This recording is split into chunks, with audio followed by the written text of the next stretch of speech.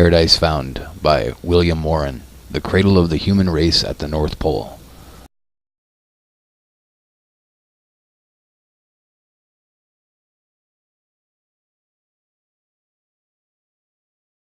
Diagram illustrating the true key to ancient cosmology and mythical geography. Compare page 479. The northern celestial pole in the zenith. AB, the axis of the heavens in perpendicular position. The axis of the earth in perpendicular position. The abode of the supreme god or gods. Europe, Asia, and the known portion of Africa. The earth surrounding the equatorial ocean river. And the abode of disembodied human souls. The abode of demons. The location of submerged Eden. The strength of the hill of Sion. This book is not the work of a dreamer. It is a thoroughly serious and sincere attempt to present what is, to the author's mind, the true and final solution of one of the greatest and most fascinating of all problems connected with the history of mankind. That this true solution has not been furnished before is not strange. The suggestion that primitive Eden was at the Arctic Pole seems at first sight the most incredible of all wild and willful paradoxes, and it is only within the lifetime of our own generation that the progress of geological discovery has relieved the hypothesis of fatal antecedent improbability. Moreover, when one considers the enormous variety and breadth of the fields from which its evidences of truth must be derived, when one remembers how recent are those comparative sciences on whose results the argument must chiefly depend, when one observes that many of the most striking of our alleged proofs, both in the physical and in the anthropological domain, are precisely the latest of the conclusions of these most modern of all sciences, it is easy to see that a generation ago the demonstration here attempted could not have been given. Even 5 years ago, some of the most interesting and cogent of our arguments would as yet have been lacking. The interest which has so long invested our problem, and which has prompted so many attempts to solve it, was never greater than today. The lapse of centuries has rendered many other questions antiquated, but not this. On the contrary, the more the modern world has advanced in new knowledge, the more exigent has grown the necessity of finding a valid solution. Men are feeling as never before that until the starting point of human history can be determined, the historian, the archaeologist, and the paleontological anthropologist are all working in the dark.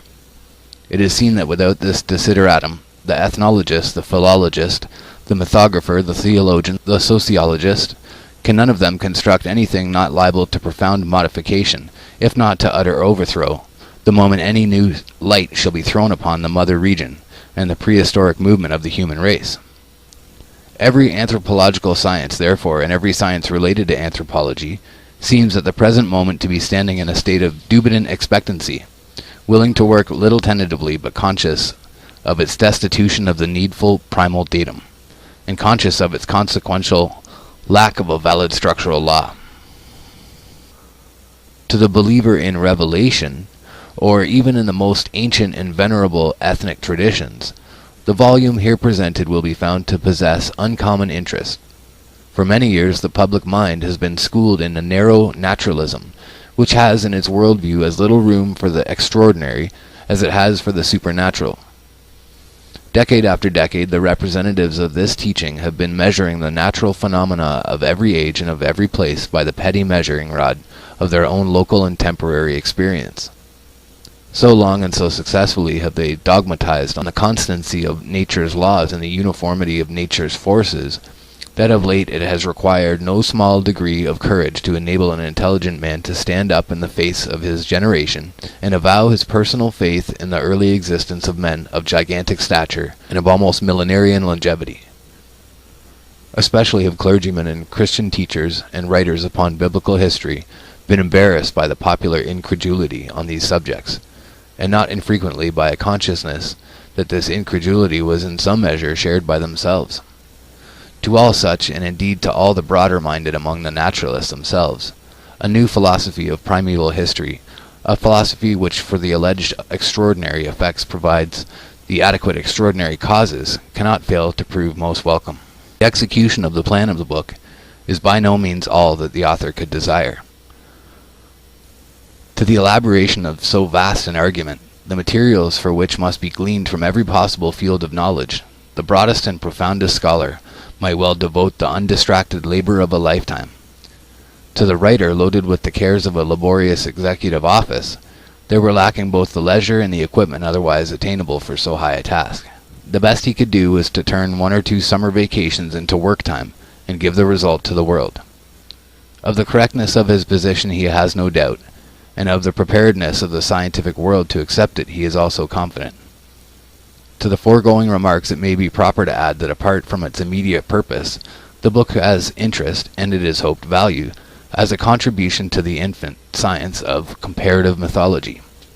By the application of the author's true key to an ancient cosmology and mythical geography, it has been possible to adjust and interpret a great variety of ancient cosmological and geographical notions never before understood by modern scholars.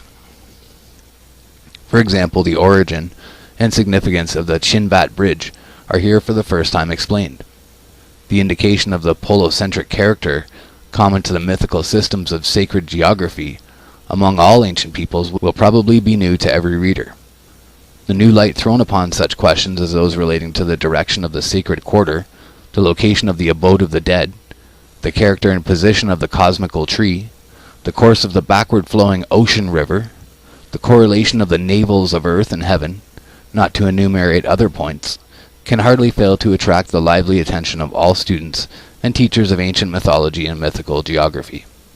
To teachers of Homer, the fresh contributions toward a right understanding of Homeric cosmology are sure to prove of value, and if in the end the work may only lead to a systematic and intelligent teaching of the long-neglected but most important science of ancient cosmology and mythical geography in all reputable universities and classical schools, it will surely not have been written in vain. That the author has escaped all errors and oversights while ranging through so numerous and such diverse fields of investigation, many of which are but just open to the pioneering specialist, is too much to expect.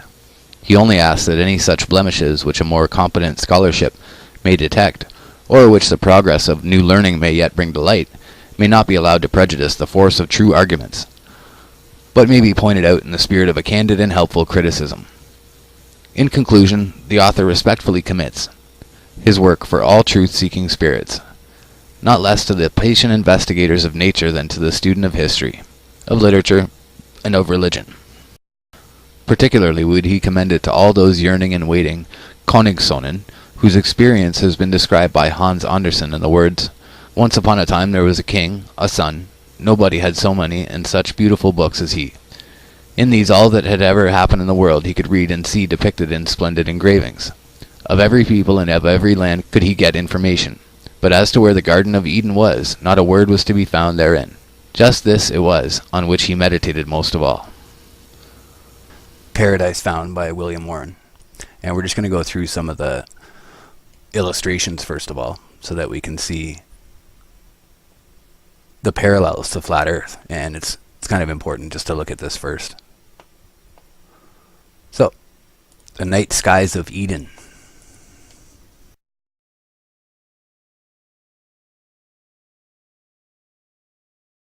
What we'll notice is that that he was incorrect about the rotundity of the Earth. He believed that the Earth is round. But everything else, all the other information that he adds up in this, is perfectly in tune with flat Earth cosmology. And actually it's amazing that he missed it. It's almost as though he put this together to throw people off of the flat Earth. Because all the information in it, even when it points to flat Earth, they try to twist it as though it doesn't indicate a flat Earth. And we've all seen the Egyptian cosmology pictures, and you'll see that he tries to say that the Egyptians say that the Earth was round. So, just kind of funny. So that was the antipodal polar mountains. This is a great chapter. We're going to get to this shortly. Part 4, the fourth part. Part 4th. The hypothesis confirmed by ethnic traditions. Chapter 1, the ancient cosmology and mythical geography. The cradle of the race in the Japanese, Chinese, Aryan, Hindu, Iranian, Persian, Akkadian, Assyrian, Babylonian, ancient Egyptian, and ancient Greek. And as I was saying, those are all perfect flat Earth cosmologies. there's no doubt about it. We'll go through each one,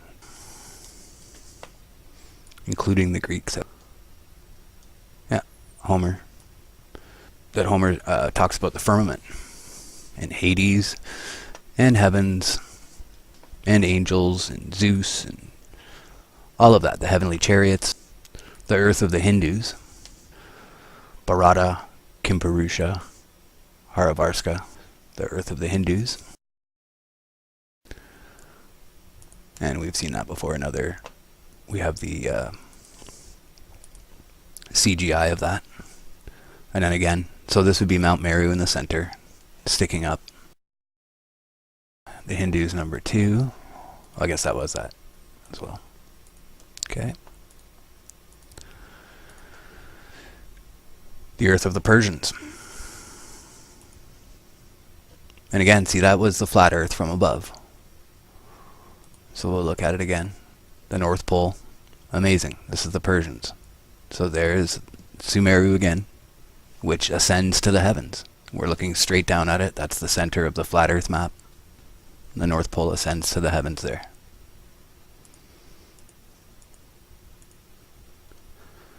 The navel of the earth.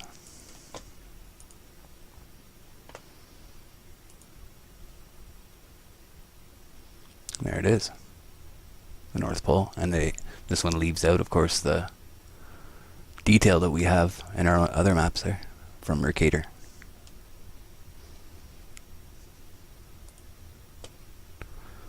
The earth of Columbus. Yeah, no, this is what the other one was that I tried to show you. The antipodal polar. I'll go back to that. This one. So I'll read a bit of this. In this cosmological conception, the upright axis of the world is poetically conceived of as a majestic pillar supporting the heavens and furnishing the pivot on which they revolve. Euripides and Aristotle unmistakably identified the pillar of Atlas with this world axis. How interesting a feature this pillar became in ancient mythologies will be seen below in chapter 3 of this part, in chapter 2 of part 6, and elsewhere in this volume. Again, according to this view, the highest part of the earth, its true summit, would of course be at the North Pole, and since the whole upper or northern hemisphere would in this case be conceived of as rising on all sides from the equatorial ocean toward that summit, nothing would be more natural than to view the entire upper half of the earth as itself a vast mountain. So they feel that there's a giant mountain on the top and a giant mountain on the bottom. Extremely easy for the imagination to carry the summit of so stupendous a mountain into and far above the clouds, and even to extend it to such a height that the gods of heaven might be conceived of as having their abode upon its top. This is precisely what came to pass, and hence in the cosmology of the ancient Egyptians, Akkadians, Assyrians, Babylonians, Persians, Indians, Chinese, and others we find under various names, but always easily recognizable, this mountain of the world, this Weltberg, situated at the North Pole of the earth, supporting or otherwise connecting with the city of the gods, and serving as the axis around which sun, moon, and stars revolve. Often we also find evidence that the under hemisphere was in like manner conceived of as an inverted mountain, antipodal to the mountain of the gods, and connecting at its apex with the abode of demons. So at the top it's the mount of gods, and on the lower it's the mount of the demons.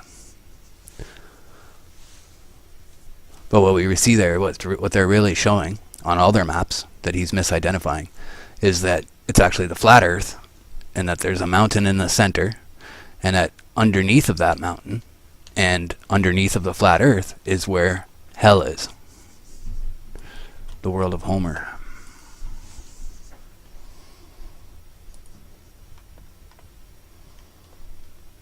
Mount Olympus, Tartarus. So he keeps showing it as a globe. But I'll show you the flat earth, the real way that they actually interpreted it, that's actually better. And it's basically that there's the mountain on the top, and on the bottom it's an inversion of a mountain. It's not an upside down mountain. An inverted mountain is a set of stairs descending.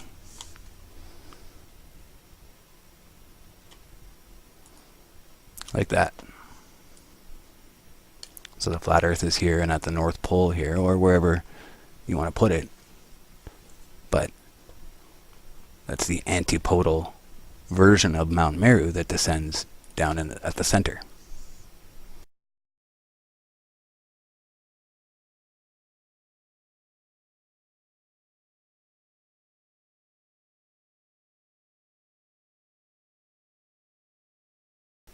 Part first.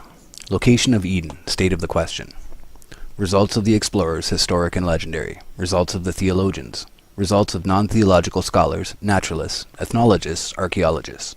You shall understand that no mortal man may approach to that paradise, for by land no man may go, for wild beasts that are in the deserts, and for the high mountains and great huge rocks that no man may pass by, for the dark places are there.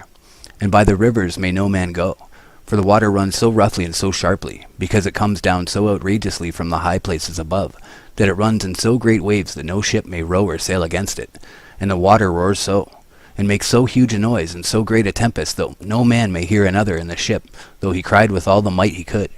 Many great lords have essayed with great will many times to pass by those rivers towards paradise, with full great companies, but they might not speed in their voyage, and many died for weariness of rowing against the strong waves, and many of them became blind, and many deaf from the noise of the water, and some perished and were lost in the waves, so that no mortal man may approach to that place without the special grace of God. Sir John de Mondeville. Chapter 1. The Results of Explorers, Historic and Legendary. Men lernt die Welt am besten durch Reisen kennen. Basically translates to man learns best when he travels. K.H.W. Volker. One of the most interesting and pathetic passages to be found in all literature is that in which Christopher Columbus announces to his royal patrons his supposed discovery of the ascent to the gate of the long-lost Garden of Eden. With what emotions must his heart have thrilled as, steering up this ascent, he felt his ship smoothly rising toward the sky, the weather becoming milder as he rose. To be so near the paradise of God's own planting, to be the first discoverer of the way in which the believing world could at length, after so many ages, once more approach its sacred precincts, even if forbidden to enter. What an exquisite experience it must have been to the lonely spirit of that great explorer. It is his third voyage. He is in the Gulf of Paria, to the north or northwest of the mouth of the Orinoco. In his loyal epistle to Ferdinand and Isabella, thus he writes, "The Holy Scriptures record that our Lord made the earthly paradise, and planted in it the tree of life, and thence springs a fountain, from which the four principal rivers of the world take their source, namely the Ganges in India, the Tigris and Euphrates, and the Nile."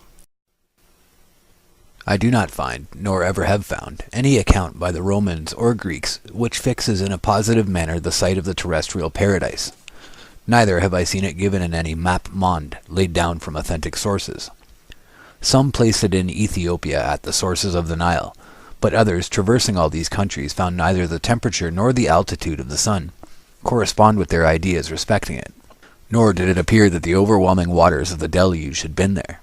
Some pagans pretended to adduce arguments to establish that it was in the Fortunate Islands, now called the Canaries. St. Isidore, Bede, and Strabo, and the master of scholastic history, with St. Ambrose and Scotus, and all the learned theologians, agree that the earthly paradise is in the east. I have already described my ideas concerning this hemisphere and its form, and I have no doubt that if I could pass below the equinoctial line, after reaching the highest point of which I have spoken, I should find a much milder temperature and a variation in the stars and in the water. Not that I suppose that elevated point to be navigable, nor even that there is water there. Indeed, I believe it is impossible to ascend thither, because I am convinced that it is the spot of the earthly paradise, whither no one can go but by God's permission. But this land which your Highness have now sent me to explore is very extensive, and I think there are many other countries in the south, of which the world has never had any knowledge. I do not suppose that the earthly paradise is in the form of a rugged mountain, as the descriptions of it have made it appear, but that it is on the summit of the spot, which I have described as being in the form of the stalk or stem end of a pear. The approach to it from a distance must be by a constant and gradual ascent, but I believe that, as I have already said, no one could ever reach the top. I think also that the water I have described may proceed from it, though it be far off, and that stopping at the place I have just left, it forms this lake. There are great indications of this being the terrestrial paradise, for its situation coincides with the opinions of the holy and wise theologians whom I have mentioned, and, moreover, the other evidences agree with the supposition. For I have never either read or heard of fresh water coming in so large a quantity in close conjunction with the water of the sea. The idea is also corroborated by the blandness of the temperature, and if the water of which I speak does not proceed from the earthly paradise, it seems to be a still greater wonder, for I do not believe that there is any river in the world so large and deep. When I left the Dragon's Mouth, which is the northernmost of the two straits which I have described, and which I so named on the day of Our Lady of August the 1st, I found that the sea ran so strongly to the westward that between the hour of Mass, when I weighed anchor, and the hour of Complines, I made 65 leagues of 4 miles each, and not only was the wind not violent, but on the contrary very gentle, which confirmed me in the conclusion that in sailing southward there is a continuous ascent, while there is a corresponding descent towards the north. I hold it for certain that the waters of the sea move from east to west with the sky, and that in passing this track they hold to a more rapid course, and have thus eaten away large tracts of land, and hence has resulted this great number of islands. Indeed, these islands themselves afford an additional proof of it, for on the one hand all those which lie west and east, or a little more obliquely northwest and southeast, are broad, while those which lie north and south, or northeast and southwest, that is, in a directly contrary direction to the said winds, are narrow. Furthermore, that these islands should possess the most costly productions is to be accounted for by the mild temperature, which comes to them from heaven, since these are the most elevated parts of the world. It is true that in some parts the waters do not appear to take this course, but this only occurs in certain spots where they are obstructed by land, and hence they appear to take different directions. I now return to my subject of the land of Gracia, and of the river and lake found there, which latter might more properly be called a sea, for a lake is but a small expanse of water which, when it becomes great, deserves the name of a sea, just as we speak of the Sea of Galilee and the Dead Sea. And I think that if the river mentioned does not proceed from the terrestrial paradise, it comes from an immense tract of land situated in the south, of which hitherto no knowledge has been obtained. But the more I reason on the subject, the more satisfied I become that the terrestrial paradise is situated in the spot I have described, and I ground my opinion upon the arguments and authorities already quoted. May it please the Lord to grant your Highness a long life, and health and peace, to follow out so noble an investigation, in which I think our Lord will receive great service, Spain considerable increase of its greatness, and all Christians much consolation and pleasure, because by this means the name of our Lord will be published abroad. Alas for the hope of settling the problem of Eden's site by actual exploration! Columbus never lived to find his paradise, and geographers have long ago ascertained that the golden summit of the world is not in Venezuela, nor in any of its neighbor states. Of course, Columbus supposed himself to be off the eastern coast, not of a new continent, but of Asia. His idea of the location of the terrestrial paradise as in, or to the eastward of, farther India, was the prevailing idea of his age. The Hereford map of the world, dating from the 13th century, represents the favored spot as a circular island to the east of India, and as separated from the mainland not only by the sea, but also by a battlemented wall, with its one gate to the west, through which our first parents were supposed to have been expelled. Hugo de St. Victor wrote, "Paradise is a spot in the Orient productive of all kinds of wood and palmiferous trees. It contains the tree of life. There is neither cold nor heat there, but perpetually an equable temperature. It contains a fountain which flows forth in 4 rivers." So Gautier de Metz, in a poem written in the 13th century, describes the terrestrial paradise as situated in an unapproachable region in Asia, surrounded by flames, and guarded at its only gate by an armed angel. In the year 1322, Sir John de Mondeville made his memorable pilgrimage to the east. In his account of these travels, after describing the marvelous kingdom of Prester John in India, he says, "And beyond the land and isles and deserts of Prester John's lordship, and going straight towards the east, men find nothing but mountains and great rocks, and there is the dark region where no man may see, neither by day nor by night, as they of the country say. And that desert and that place of darkness lasts from this coast unto terrestrial paradise, where Adam our first father and Eve were put, who dwelt there but a little while, and that is towards the east, at the beginning of the earth. Of paradise I cannot speak properly, for I was not there. It is far beyond, and I repent not going there, but I was not worthy. But as I have heard say of wise men beyond, I shall tell you with good will, terrestrial paradise, as wise men say, is the highest place of the earth, and it is so high that it nearly touches the circle of the moon there, as the moon makes her turn. For it is so high that the flood of Noah might not come to it, that would have covered all the earth of the world all about and above and beneath except paradise. And this paradise is enclosed all about with a wall, and men know not whereof it is, for the wall is covered all over with moss, as it seems." And it seems not that the wall is natural stone, and that wall stretches from the south to the north, and it has but one entry, which is closed with burning fire, so that no man that is mortal dare enter. And in the highest place of paradise, exactly in the middle, is a well that casts out 4 streams, which run by diverse lands, of which the first is called Pison or Ganges, that runs through India or Emlak, in which river are many precious stones and much lignum, aloes, and much sand of gold. And the other river is called Nile, or Gison, which goes through Ethiopia, and after through Egypt. And the other is called Tigris, which runs by Assyria and by Armenia the Great. And the other is called Euphrates, which runs through Media, Armenia, and Persia. And men there beyond say that all the sweet waters of the world, above and beneath, take their beginning from the well of paradise, and out of that well all waters come and go. Various writers and mapmakers of the same age seem very evidently to have identified the paradise of Genesis with the island of Ceylon. Even to this day, a mount near the center of the island bears the name of Adam's Peak. According to Mohammedan tradition, this was only so called because it was the place where Adam alighted when cast out of the true celestial paradise in heaven. Nevertheless, Christian tradition or legend long lingered about Ceylon as the genuine site of primitive Eden. In entire accord with this view is the remarkable story of Prince Eirik, as told in an Icelandic saga of the 14th century. Mr. Baring Gould, in a style not very reverent, has summarized the tale as follows.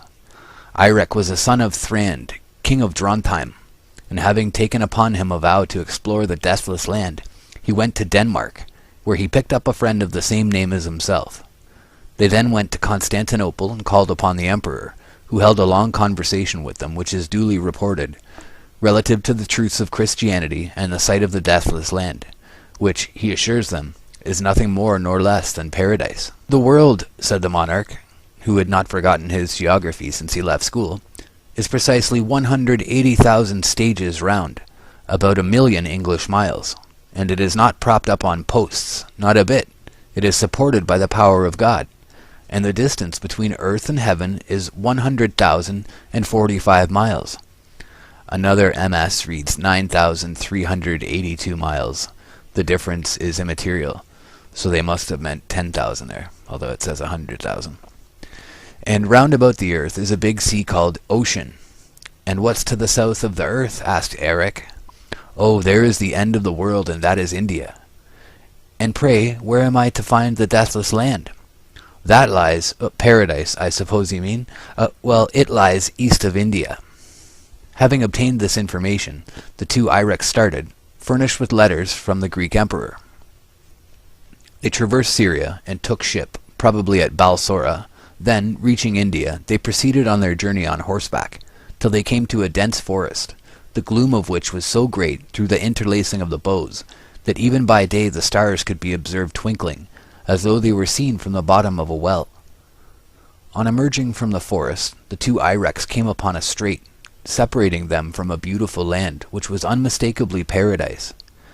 And the Danish Eirik, intent on displaying his scriptural knowledge, pronounced the strait to be the river Pison. This was crossed by a stone bridge, guarded by a dragon. The Danish Eirik, deterred by the prospect of an encounter with this monster, refused to advance, and even endeavored to persuade his friend to give up the attempt to enter paradise as hopeless, after they had come within sight of the favored land. But the Norseman deliberately walked sword in hand into the maw of the dragon, and the next moment, to his infinite surprise and delight, found himself liberated from the gloom of the monster's interior and safely placed in paradise. The land was most beautiful, and the grass as gorgeous as purple. It was studded with flowers and was traversed by honey rills. The land was extensive and level, so that there was not to be seen mountain or hill, and the sun shone cloudless, without night and darkness. The calm of the air was great, and there was but a feeble murmur of wind, and that which there was breathed redolent with the odor of blossoms. After a short walk, Eirik observed what certainly must have been a remarkable object, namely, a tower or steeple self-suspended in the air, without any support whatever, though access might be had to it by means of a slender ladder. By this, Eric ascended into a loft of the tower, and found there an excellent cold collation prepared for him. After having partaken of this, he went to sleep, and in vision beheld and conversed with his guardian angel, who promised to conduct him back to his fatherland, but to come for him again and fetch him away from it forever, at the expiration of the 10th year after his return to Drontheim. Eirik then retraced his steps to India, unmolested by the dragon, which did not affect any surprise at having to disgorge him, and indeed which seems to have been, notwithstanding his looks, but a harmless and passive dragon. After a tedious journey of 7 years, Eirik reached his native land, where he related his adventures to the confusion of the heathen, and to the delight and edification of the faithful. And in the 10th year, and at break of day, as Eirik went to prayer, God's spirit caught him away, and he was never seen again in this world. So here ends all we have to say of him.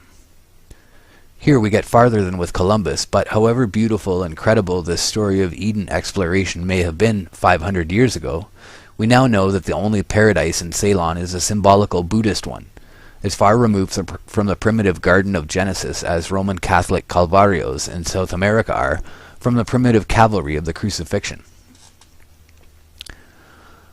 Moreover, even the scribes of 500 years ago, however credulous in other things, seem well to have understood the true character of this story of travel, for, according to the majority of the MSS, the story purports to be nothing more than a religious novel. As the Celtic terrestrial paradise, Avalon was a sea-girt island in the waters of the north. It could, of course, be reached only by ship. The first to accomplish this feat, so far as Christian legend informs us, was Saint Brandon, son of Finlogo, a celebrated saint of the Irish Church, who died AD 576 or 577. According to the story, an angel brought to this good abbot a book from heaven, in which such marvelous things were narrated concerning the then unknown portions of the world, that the honest father charged both angel and book with falsehood, and in his righteous indignation burned the latter.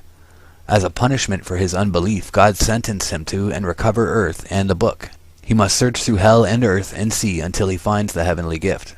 The token given him by the angel is that when he sees 2 twin fires flame up, he shall know that they are the 2 eyes of a certain ox, and on the tongue of that ox he shall find the book. For 7 long years he sails the western and the northern ocean. He there encounters more marvels than were recorded in the original incredible book, and is even permitted to visit the earthly paradise. The beauty of the soil, of the fountain with 4 streams, of the magnificent castle and castle halls lighted with self-luminous stones, and adorned with all manner of precious jewels, surpassed description. The stay of the party seems, however, to have been short, and unfortunately just where the island was located the commander forgets to mention. A more elaborate and fanciful picture of the same medieval paradise is furnished of us in the story of Ogre, or Holger, a Danish knight of the age of Charlemagne. In a plain prose rendering, this is the style in which a famous court minstrel of 600 years ago was accustomed to chant the adventure to admiring audiences. So I'm just going to cut in here, just to reference how they're talking about that it just seems to be a religious, these seem to come from religious books.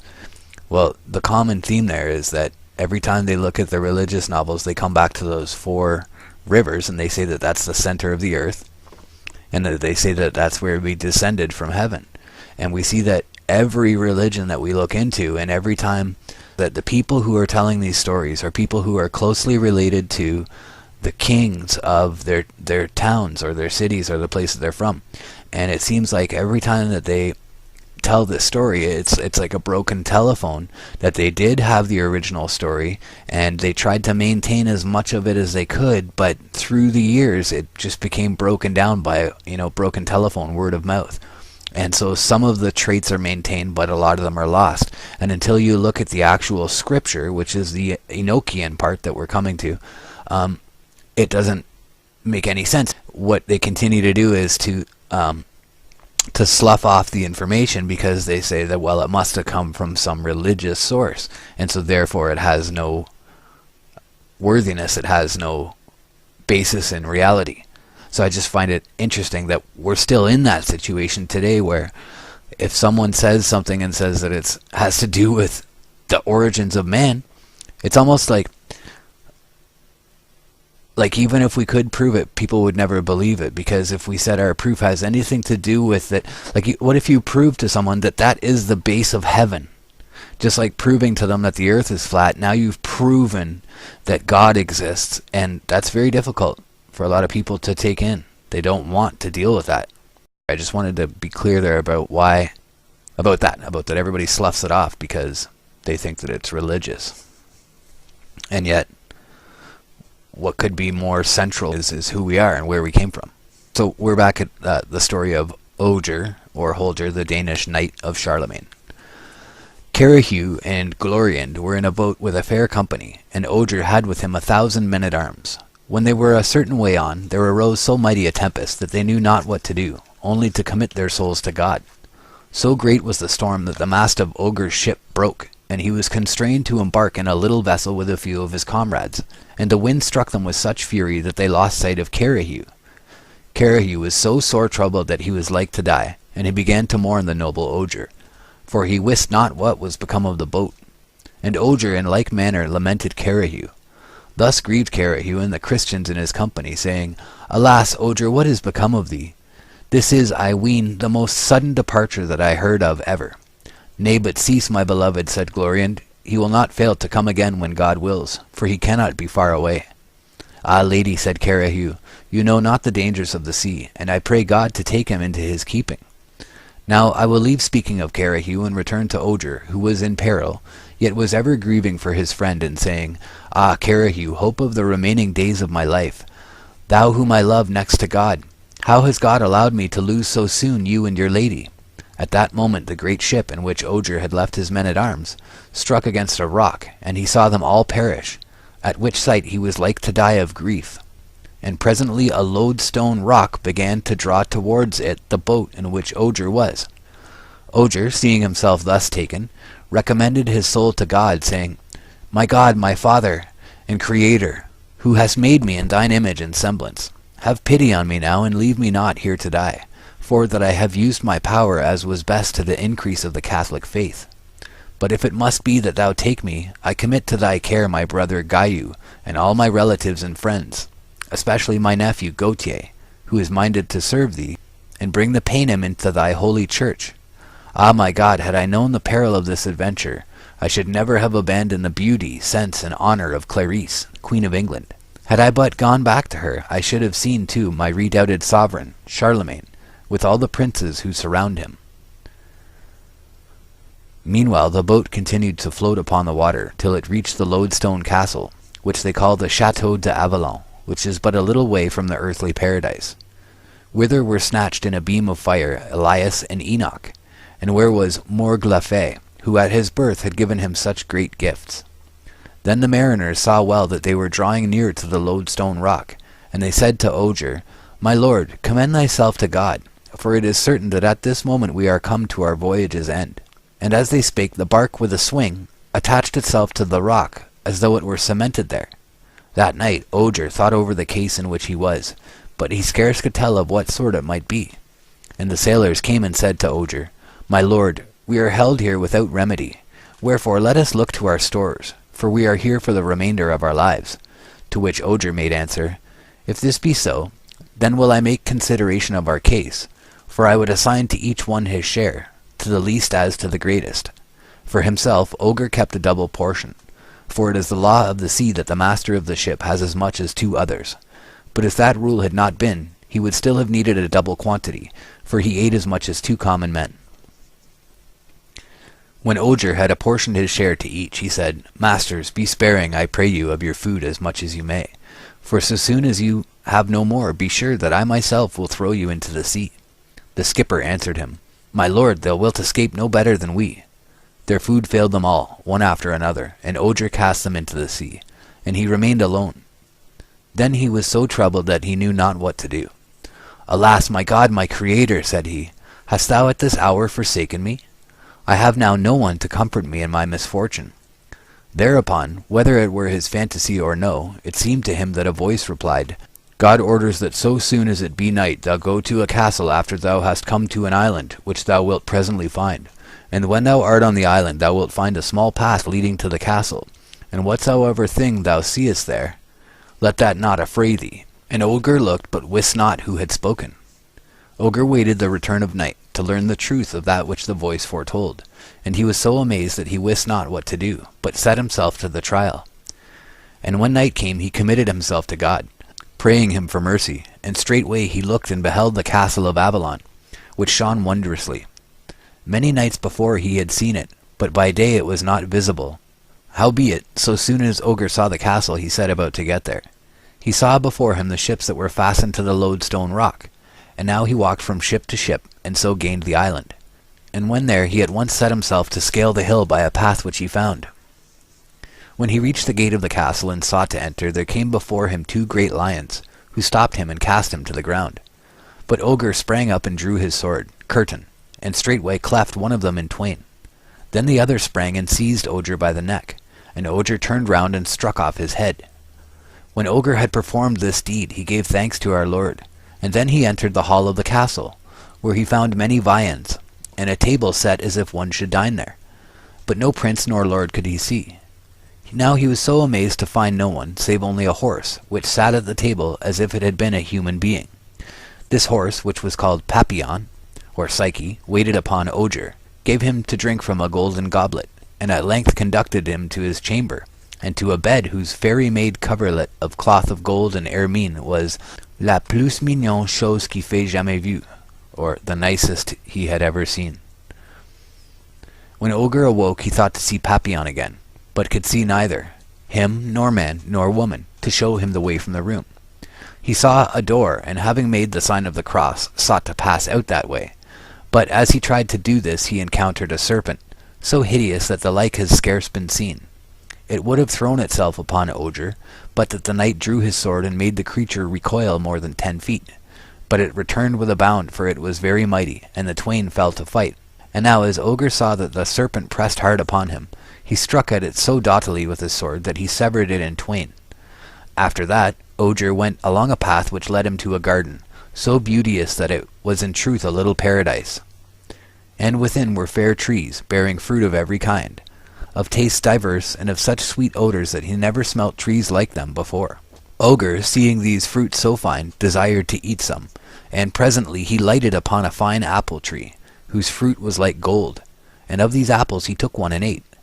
But no sooner had he thus eaten than he became so sick and weak that he had no power nor manhood left. And now again he commended his soul to God and prepared to die.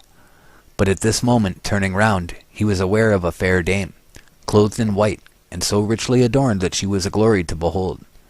Now as Ogre looked upon the lady without moving from his place, he deemed that she was Mary the Virgin, and said, Ave Maria, and saluted her. But she said, Ogre, think not that I am she whom you fancy. I am she who was at your birth, and my name is Morglefe, and I allotted you a gift which was destined to increase your fame eternally through all lands. But now you have left your deeds of war to take with ladies your solace. For as soon as I have taken you from here, I will bring you to Avalon, where you will see the fairest noblesse in the world. And anon she gave him a ring, which had such virtue that Ogre, who was near 100 years old, returned to the age of 30. Then said Ogre, Lady, I am more beholden to you than to any other in the world. Blessed be the hour of thy birth, for, without having done aught to deserve at your hands, you have given me countless gifts, and this gift of new life above them all. Ah, lady, that I were before Charlemagne, that he might see the condition in which I now stand, for I feel in me greater strength than I have ever known. Dearest, how can I make return for the honour and great good you have done me? But I swear that I am at your service all the days of my life.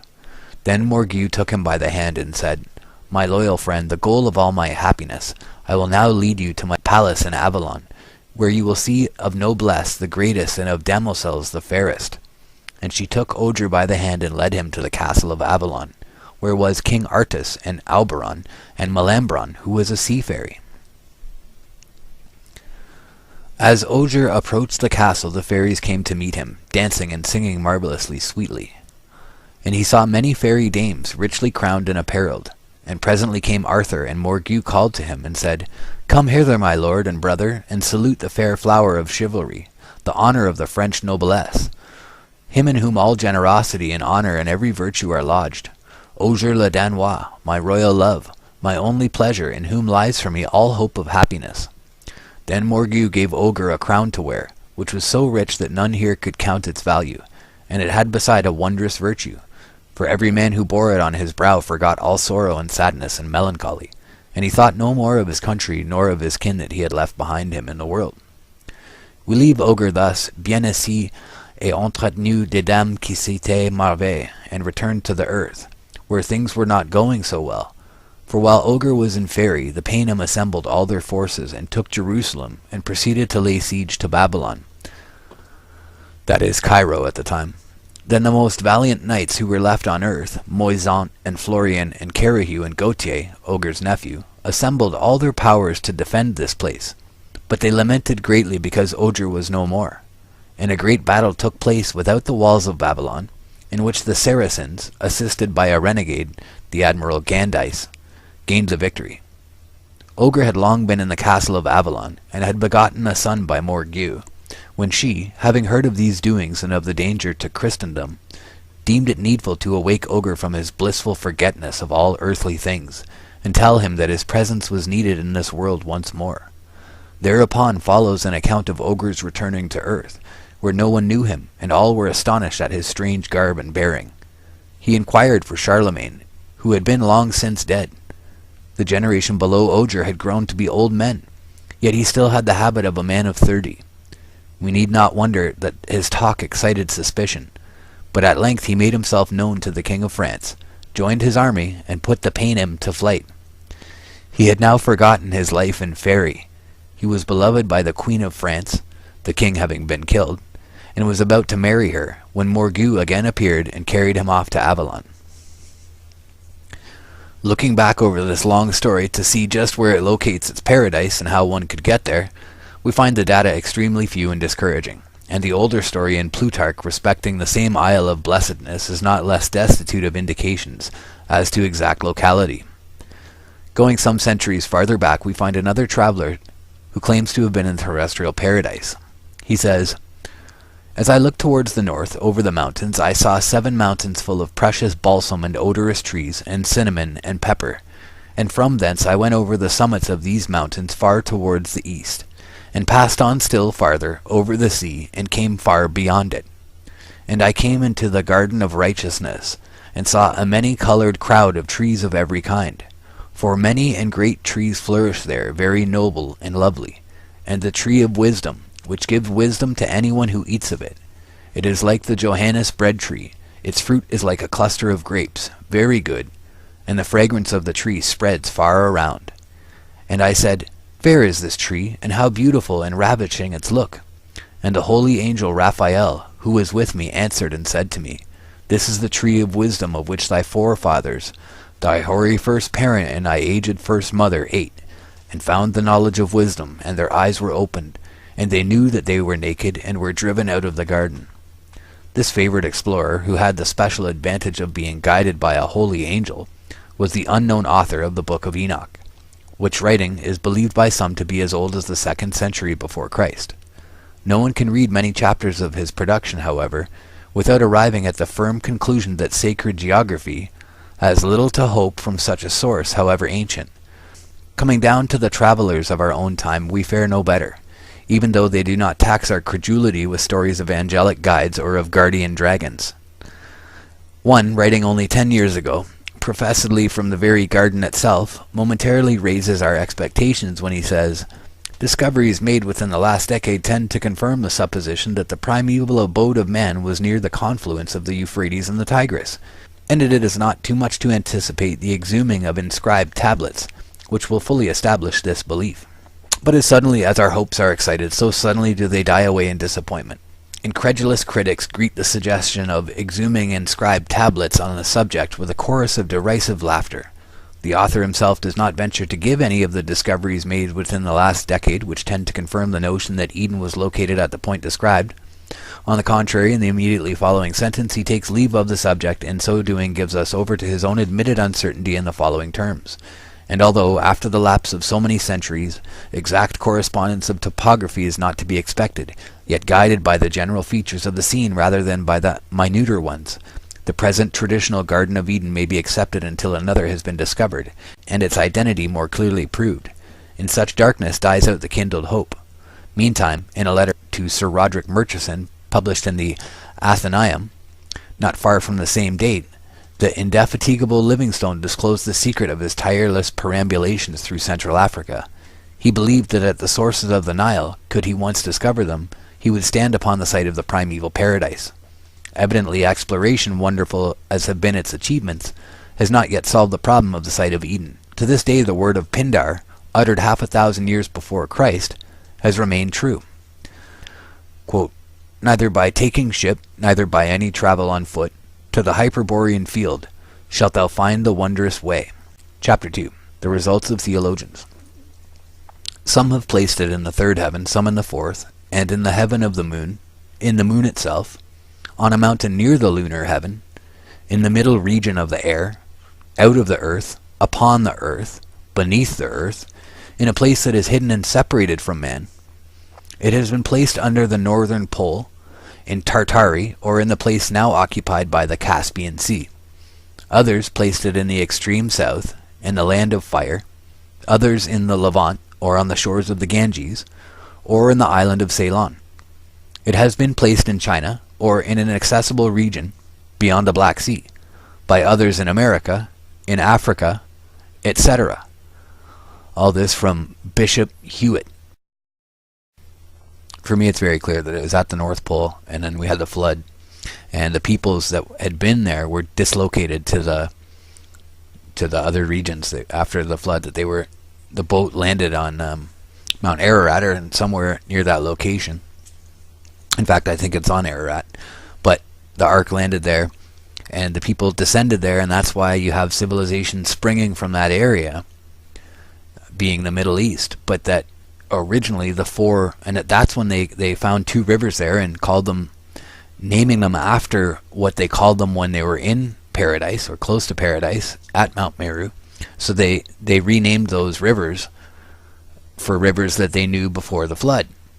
But they were naming rivers that were thousands of miles away from where they were, because during the flood, when Noah got on the ark and that, they drifted to a much farther place.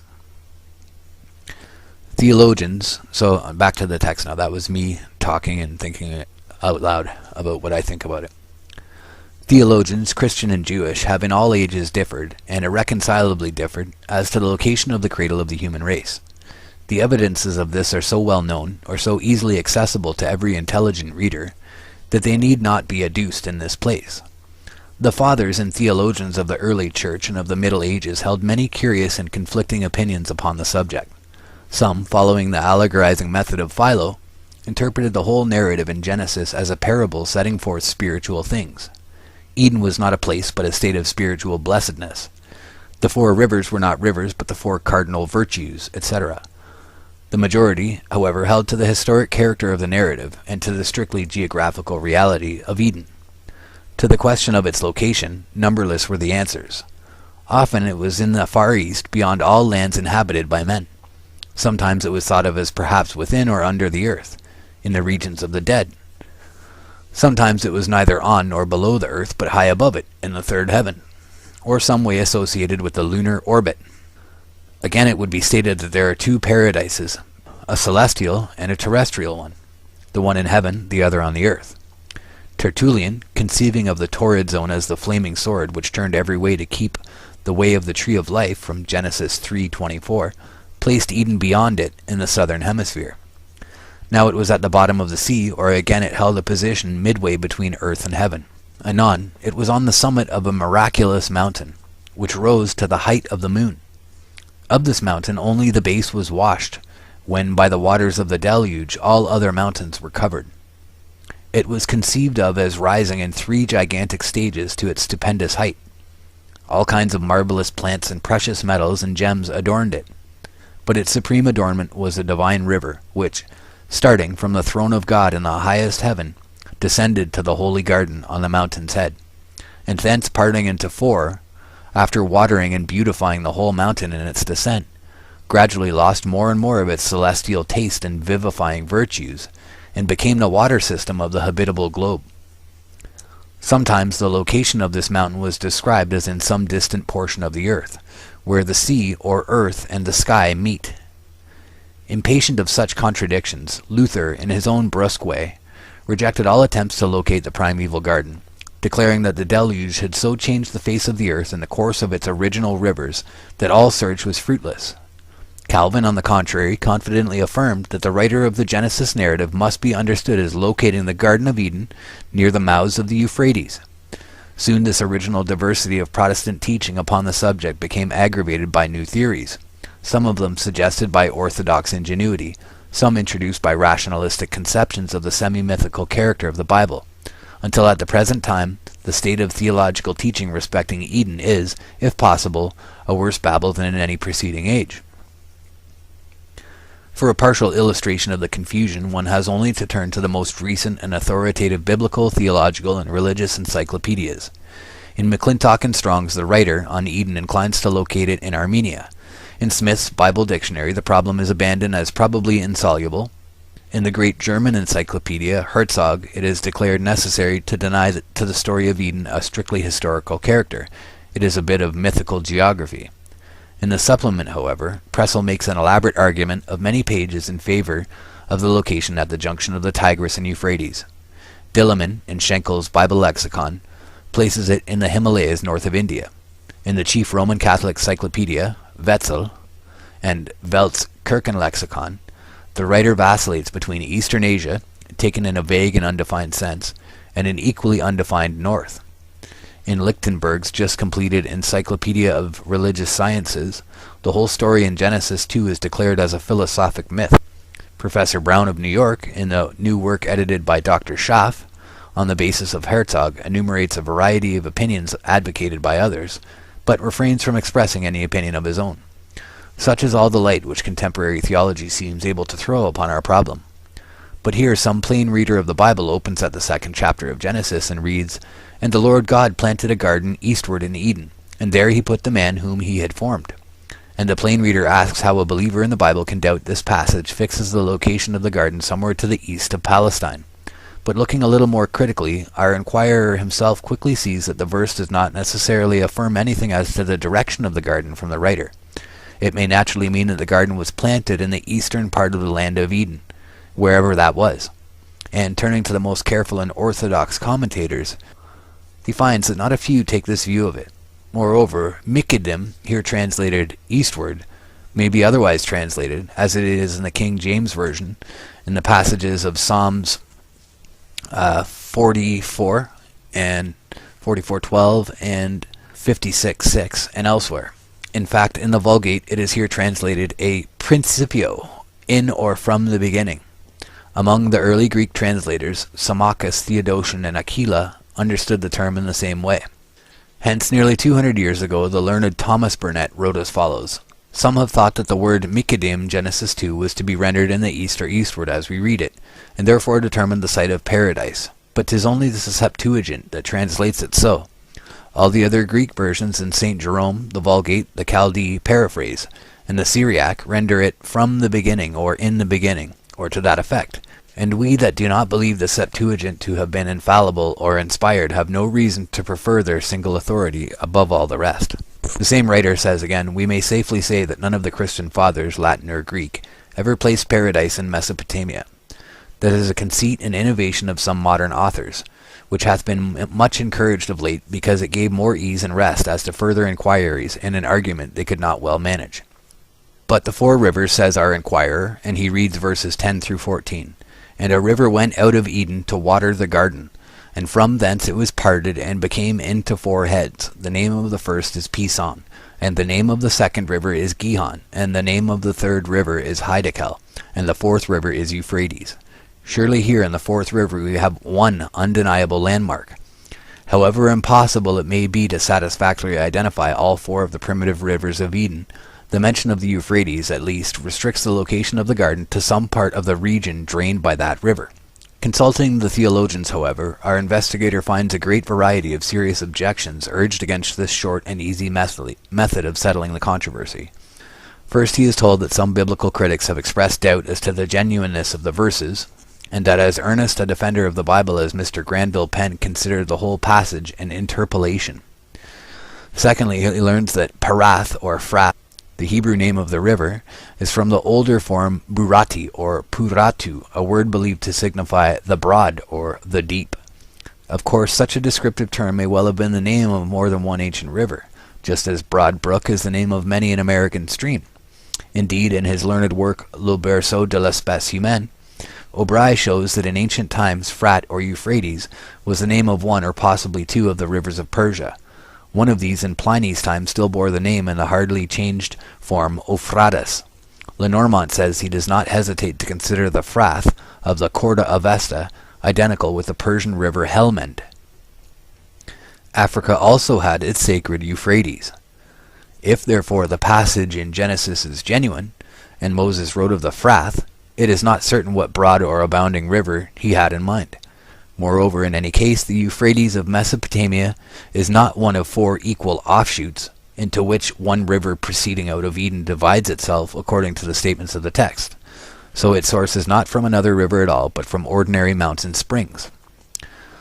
Thirdly, it must not be forgotten, our friend is told, that all peoples coming into a new country love to name their new rivers and towns after the loved and sacred ones they left in the older home. The Thames of New England perpetuates the memory of the Thames of Old England. It is very seldom indeed, says a late writer, that a river has no namesakes. Very possibly, therefore, the Frath of Mesopotamia may have been named for some elder river of the antediluvian world, wherever that may have been. That it was so is the firm belief of various learned writers. Fourthly, continue the theologians, the language of Ezekiel 13:9 and of Proverbs 3:18, 11:30, etc. shows that poetic and symbolical applications of the name and images of Eden were common. And if the Hebrews named one of the watercourses at Jerusalem Gihon, in commemoration of one of the four paradise rivers, it is not irrational to suppose that the inhabitants of Mesopotamia may have called their chief stream in honor of another of the four. Lenormant, Grill, O'Bry, and others support this view. They might have rendered the probability still stronger by calling attention to the fact that the oldest name of Babylon, Tin-Tir-Ki, was of the same commemorative or symbolical character, and signified the place of the tree of life. Finally, pursuing these curious investigations further, our plain reader finds mention in Pausanias 2:5 of a strange belief of the ancients, according to which the Euphrates, after disappearing in a marsh and flowing a long distance underground, rises again beyond Ethiopia, and flows through Egypt as the Nile. This reminds him of the language of Josephus, according to which the Ganges, the Tigris, the Euphrates, and the Nile are all but parts of one river which ran round about the whole earth, the Oceanos rivers of the Greeks, or the Okeanos river of the Greeks. And he wonders whether the old Shemitic term, from which the modern Euphrates is derived, was not originally a name of the general water system of the world, a name of that ocean river which Aristotle describes as rising in the upper heavens, descending in rain upon the earth, feeding, as Homer tells us, all fountains and rivers and every sea, flowing through all these watercourses down into the great and broad equatorial ocean current which girdles the world in its embrace. Thence branching out from the further shore into the rivers of the underworld, to be at last fire-purged and sublimated, and returned in purity to the upper heavens to recommence its round. And just as he is wondering over the question, he finds that some of the Assyriologists, in their investigation of pre-Babylonian Akkadian mythology, have found reason to believe this surmise correct, and to say that in that mythology the term Euphrates was applied to the rope of the world, the encircling river of the snake god of the tree of life, the heavenly river which surrounds the earth. Furthermore, as he turns back to the pages of Hyginus and Manilius and Lucius Ampelius, and reads of the fall of the world egg at the beginning into the river Euphrates, he perceives that he is in a mythologic and not a historic region.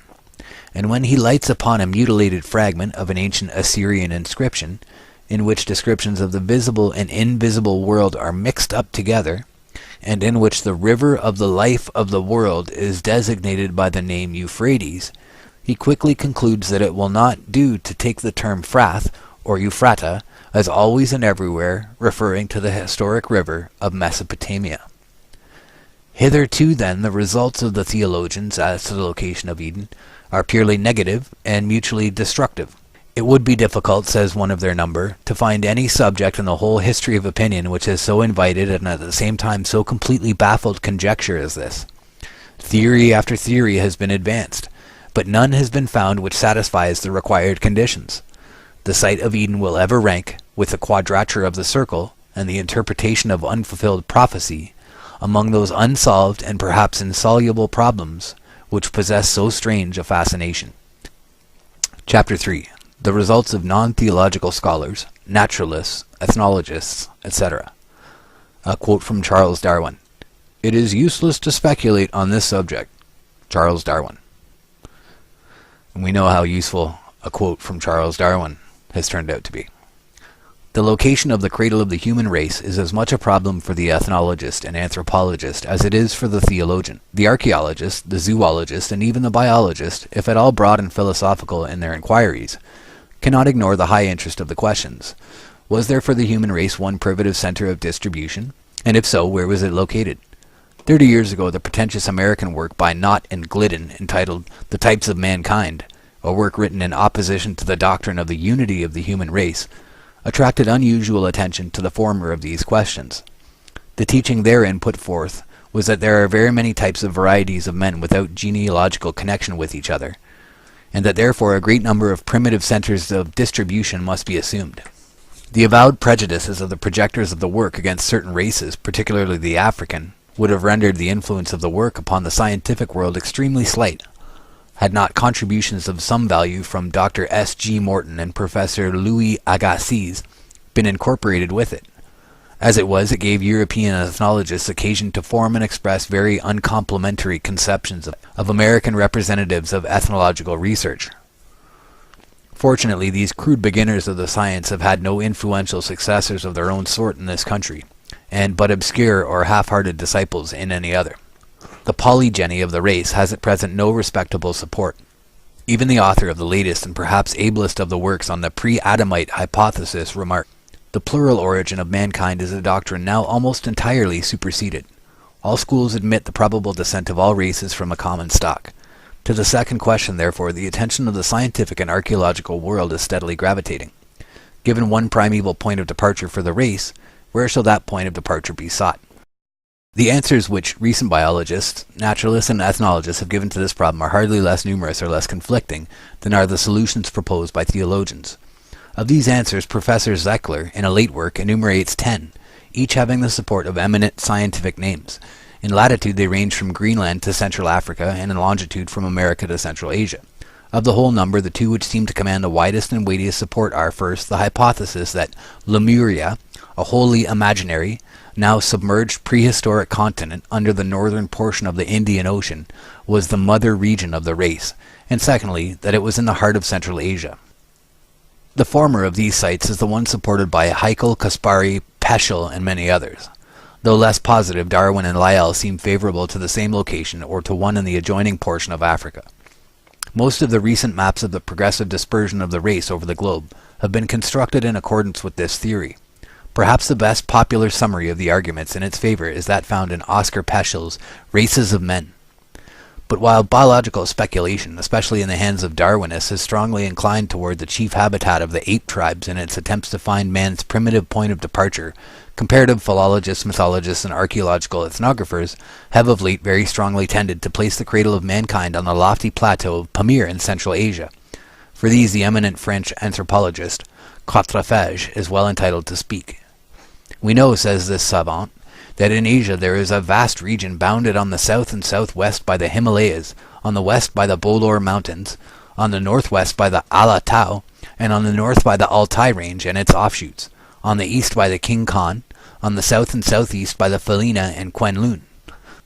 Judging of it by what exists at the present day, this great central region might be regarded as having included the cradle of the human race. In fact, the three fundamental types of all the races of mankind are represented in the populations grouped around this region. The Negro races are the furthest removed from it, but have nevertheless marine stations, in which they are found pure or mixed, from the Kyushu to the Andaman Islands. On the continent, they have mingled their blood with nearly all the inferior castes and classes of the two Gangetic peninsulas. They are still found pure in each of them. They ascend as far as Nepal, and according to Elphinstone, spread to the west as far as the Persian Gulf and Lake Zare. The yellow race, pure or mixed here and there with white elements, seems alone to occupy the area in question. The circumference of this region is peopled by it to the north, the east, the southeast, and the west. In the south it is more mixed, but it none the less forms an important element of the population. By its allophilian representative seems to have disputed the possession of even the central area itself with the yellow race. In early times, we find the Yu Qi, the Wu sons, to the north of Huangho, and at the present day in Little Tibet, in eastern Tibet, small islands of white populations have been pointed out. The Miao Tse occupy the mountainous regions of China. The Sayapus are proof against all attacks in the gorges of Bolor. On the confines of this area, we find to the east the Ainos and the Japanese of high caste, the Tinguyans of the Philippine Islands, to the south the Hindus. To the southwest and west, the white element, pure or mixed, is completely predominant. No other region on the face of the globe, presents similar reunion of the extreme types of the human race distributed around a common center. This fact of itself might suggest to the naturalist the conjecture which I have expressed above, but we may appeal to other considerations. One of the weightiest of these is drawn from philology. The three fundamental forms of human language are found in the same region and in analogous connections. In the center and the southeast of our area, the monosyllabic languages are represented by the Chinese, the Annamite, the Siamese, and the Tibetan. As agglutinative languages, we find from the northeast to the northwest the group of the Ugro-Japanese, in the south that of the Dravidians and the Malays, and in the west the Turkish languages. Lastly, Sanskrit with its derivatives and the Iranian languages represent, in the south and southwest, the inflectional languages. With the linguistic types accumulated around the central region of Asia, all human languages are connected, either by their vocabulary or their grammar. Some of these Asiatic languages resemble very closely languages spoken in regions far removed, or separated from the area in question by very different languages.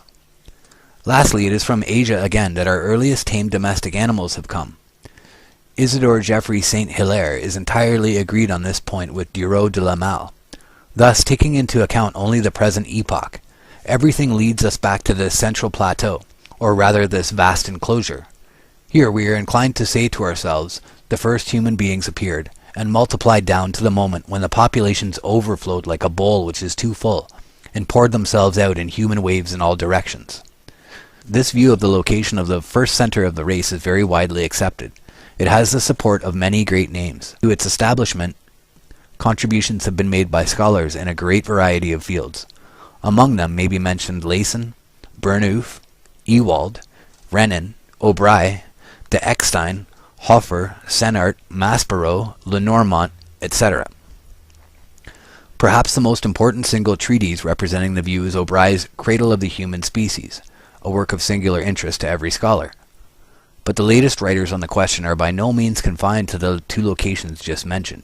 The difficulty of accounting for the first advent of human beings in America, without supposing in early times a closer land connection between the eastern and western hemispheres and the intertropical regions that now exist, has led not a few ethnologists to postulate a lost Atlantis, including perhaps the Canary and Madeira Islands or the Azores, or located to the north or south of them, and to place it in the fountainhead of the streams of population which colonized both the Old and the New World.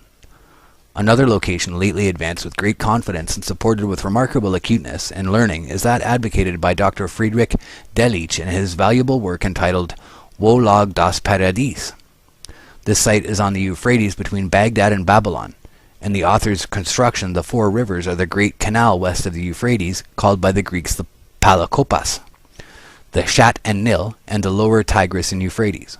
But despite the conceded ability of the plea, there seems at present little prospect that it will secure acceptance among scholars.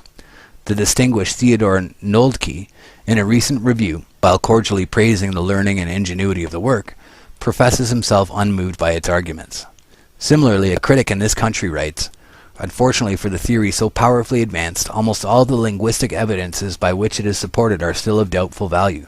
The etymology of the Babylonian names in most cases, and the reading in some, being disputed by high authorities in this obscure field of inquiry.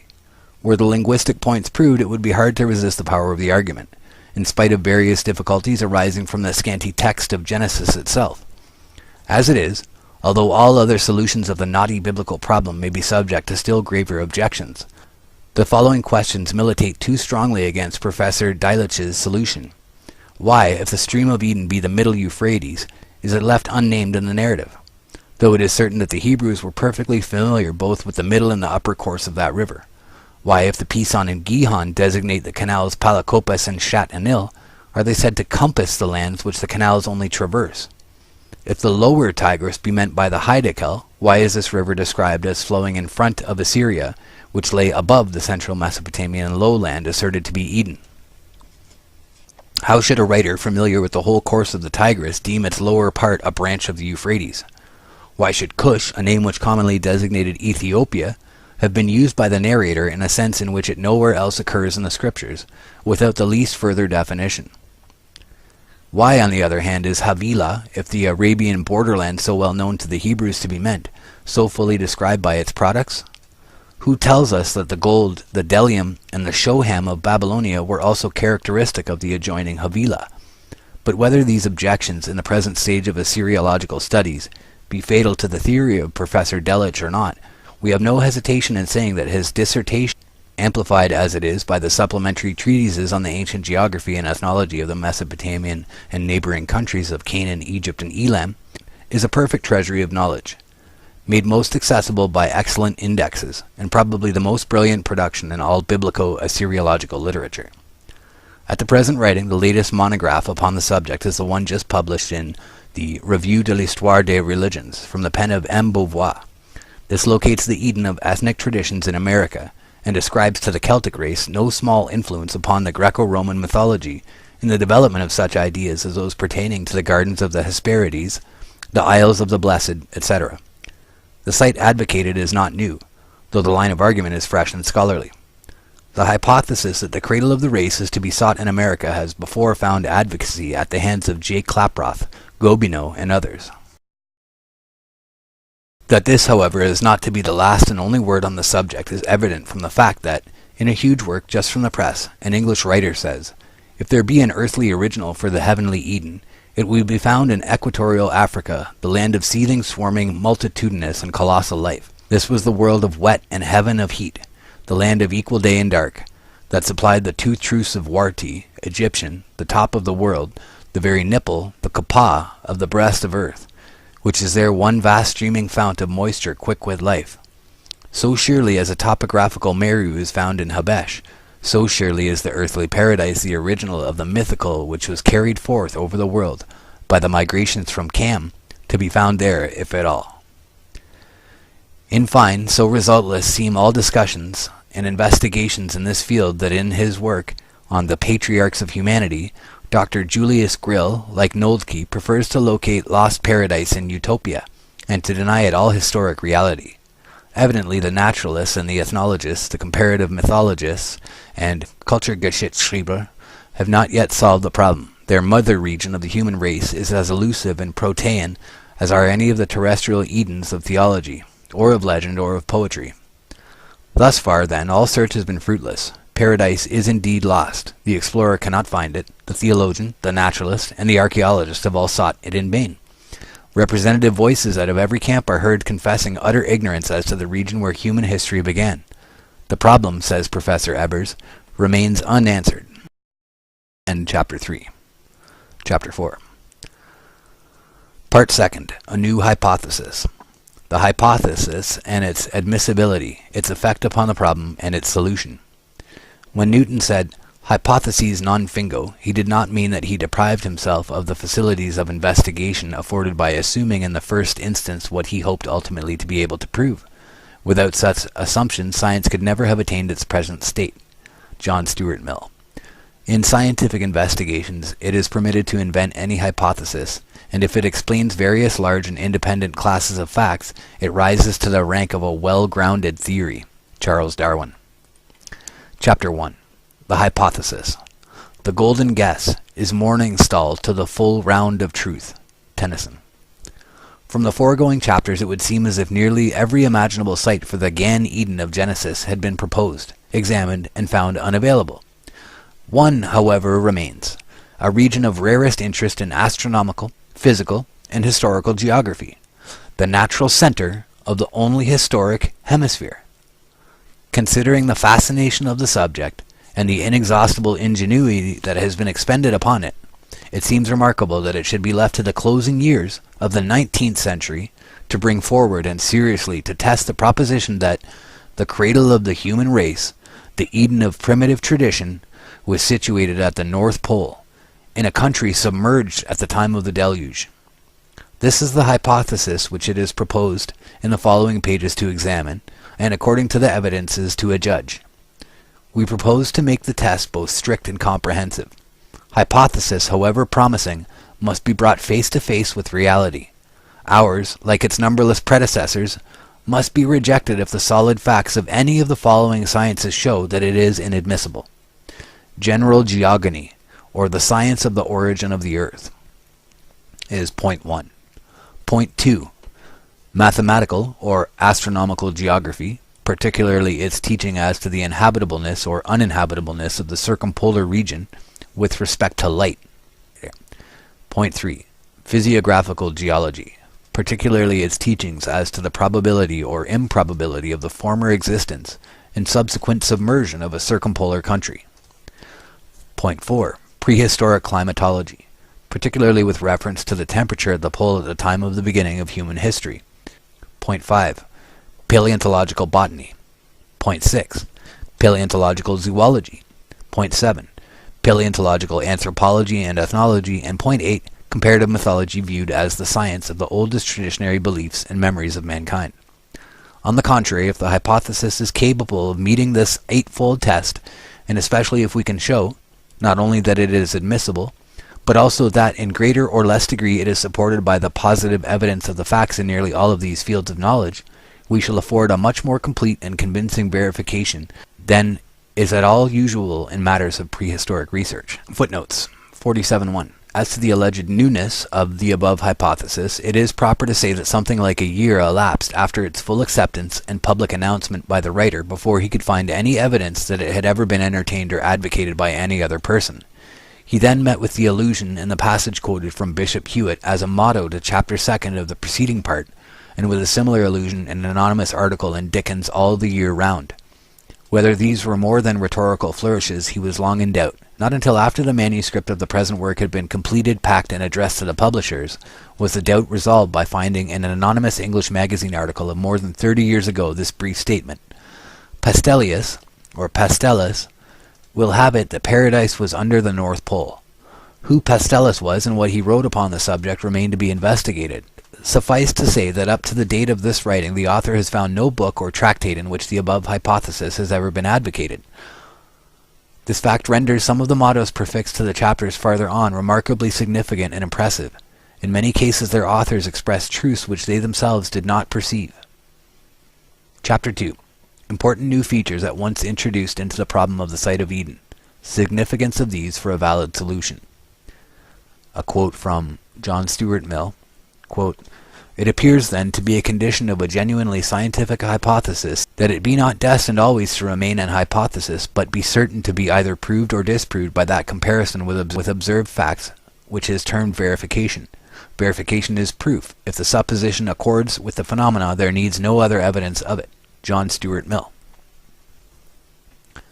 It is evident, on a moment's thought, that our hypothesis immediately and materially modifies the whole problem of the location of paradise. Given a prehistoric circumpolar continent at the North Pole, as the cradle of the race, what must have been marked and memorable features of that primitive abode? 1. To the first men there would have been but one day and one night in a year. 2. The stars, instead of seeming to rise and set, would have had an apparently horizontal motion round and round the observer from left to right. The pole, the unmoving center point of the heavens, directly overhead, would naturally have seemed to be the top of the world, the true heaven, the changeless seat of the supreme, all-ruling God. And if, accordingly, through all the long lifetime of the antediluvian world, the circumpolar sky was to human thought the true abode of God, the oldest post-diluvian peoples, though scattered down the sides of the globe half or two-thirds the distance to the equator, could not easily have forgotten that at the center and true top of the rotating sky was the throne of its great Creator, and that there, in the far north, was the sacred quarter of the world. Standing at the pole of the earth, an observer would be not only directly under the center of the celestial hemisphere, but also directly on the center of the surface of the terrestrial hemisphere. There and there alone the heavenly bodies would move in horizontal planes round and round him everywhere, at an apparently equal distance, and he would seem to himself to stand on the one precise center point of the entire earth. Every departure of a few miles in any direction from this polar position would at once confirm this first impression. If, therefore, primeval Eden was at the pole, the descendants of the first man, going away from such an original country, could hardly have failed to remember it as the center of all lands, the omphalos of the whole earth. Supposing the first man to have been located in the central and most elevated portion of the hypothetical Eden land, the streams there originating and flowing seaward would have flowed not in one but in various opposite directions toward all the cardinal points of the horizon. Moreover, all of these streams being obviously fed not by each other, but by the rain from heaven, it would not have required a very powerful imagination to conceive of them as parts of a finer and more celestial stream, whose head springs were in the sky. If finally the streams flowing in the opposite directions grew at length into 4 opposite flowing rivers, flumina principalia, as many old theologians have called them, dividing the circumpolar land into 4 nearly equal quarters, it would have constituted a never-to-be-forgotten feature of that first home of men. In another chapter we shall expose the baselessness of the popular impression that at the pole 6 months of every 12 are spent in darkness, and shall show that, on the contrary, less than 1/5 of the year is so spent, while more than 4/5 are spent in light. This being true, a primitive abode in that part of the world would have been remembered by the descendants of the first man as preeminently a land of beauty, preeminently the home of the sun. Moreover, Arctic explorers find it impossible to describe the nocturnal splendors of the aurora borealis in those regions, the whole top of the globe oft-times ceiling veiled in and over canopied with quivering curtains, and banners and streamers of living, leaping flame. It is therefore easy to believe that, once exiled from such a home, mankind would ever have looked back to it as an abode of unearthly and preternatural effulgence, a home fit for the occupancy of gods and holy immortals. Finally, point 7, assuming the prevalence of an equable tropical temperature, we find the biological conditions of the region, such as the extraordinary prevalence of daylight, the intenser terrestrial magnetism, and the unparalleled electric forces which feed the northern lights, all combining to raise a high probability that if ever such a land as we have supposed existed, it must have presented forms of life surpassing those with which we are familiar, a flora and fauna of almost unimagined vigor and luxuriance of development. Under such conditions, men themselves may well have had a stature and strength and longevity never attained since the deluge, which destroyed the world that then was, and immediately or ultimately occasioned the translocation of the seed of our new post-diluvian humanity into the cold and barren and desolate regions of the northern temperate zone. And if the first men were of the stature and strength and longevity supposed, how certainly would traditions of the fact linger in the memory of mankind long after its exile from its earlier and happier home.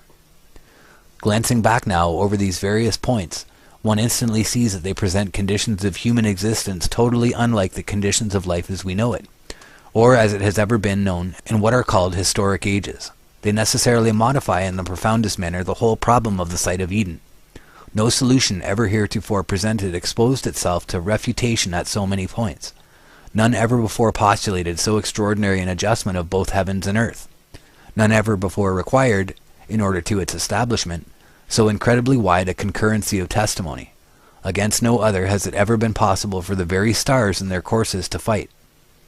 If false, it demands of human tradition shadowy recollections of world conditions which have never existed in human experience.